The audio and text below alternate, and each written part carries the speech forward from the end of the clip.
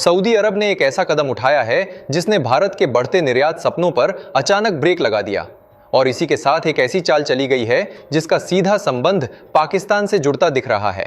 चलिए जानते हैं पूरी खबर क्या है। मिडिल ईस्ट की गर्म रेत के नीचे इस समय सिर्फ तेल नहीं बल्कि एक नया शक्ति खेल उबल रहा है और इस बार इसमें भारत का नाम सबसे ऊपर है। पिछले कुछ घंटों में जो संकेत सामने आए हैं उन्होंने साफ कर दिया है कि सऊदी अरब अब सिर्फ एक व्यापारिक साझेदार नहीं रहा बल्कि एक ऐसा खिलाड़ी बन चुका है जो एक साथ कई देशों के साथ अपनी चालें सेट कर रहा है। भारत, जिसने पिछले कुछ सालों में खाड़ी देशों के साथ अपने रिश्तों को नई ऊंचाई दी थी, अचानक एक ऐसी स्थिति में खड़ा दिखाई दे रहा है जहां उसके आर्थिक इरादों को एक सूक्ष्म लेकिन गहरा झटका लगा है।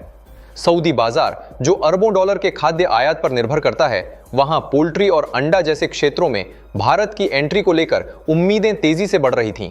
लेकिन इसी दौरान प्रतिबंधों को जारी रखने का फैसला एक अलग कहानी बयान करता है। ये कहानी सिर्फ स्वास्थ्य मानकों या गुणवत्ता जांच तक सीमित नहीं है, क्योंकि समय इस पूरे घटनाक्रम को बेहद संवेदनशील बना देता है।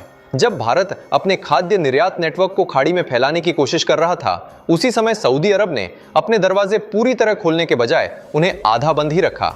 यह आधा खुला दरवाजा ही असली संकेत है, क्योंकि इससे यह साफ होता है कि सऊदी भारत को पूरी तरह नकार नहीं रहा, लेकिन उसे पूरी तरह स्वीकार भी नहीं कर रहा। इस बीच भारत के पोल्ट्री क्षेत्र की बात करें तो यह उद्योग लाखों लोगों को रोजगार देता है और निर्यात के जरिए विदेशी मुद्रा का बड़ा स्रोत बन रहा है।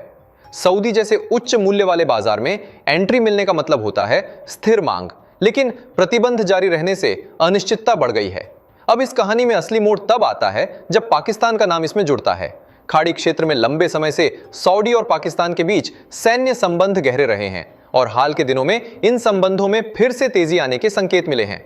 रक्षा सहयोग, संयुक्त प्रशिक्षण और रणनीतिक बातचीत की खबरें यह दिखाती हैं कि सऊदी सिर्फ आर्थिक साझेदारी तक सीमित नहीं रहना चाहता, बल्कि सुरक्षा संतुलन को भी उतनी ही प्राथमिकता दे रहा है।